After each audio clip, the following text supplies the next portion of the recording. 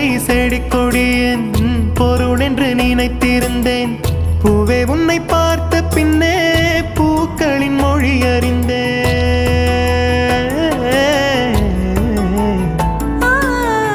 தலையணை என்பதெல்லாம் தலைக்கென்று நினைத்திருந்தேன்.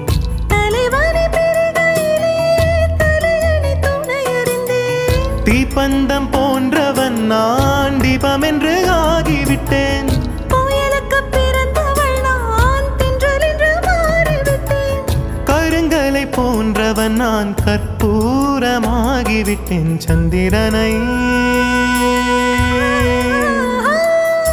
சந்திரனை தொட்டது யாராம் ஸ்ட்ராங்கா அடியாம் ஸ்ட்ராங்கா. சத்தியமாய் தொட்டவனும்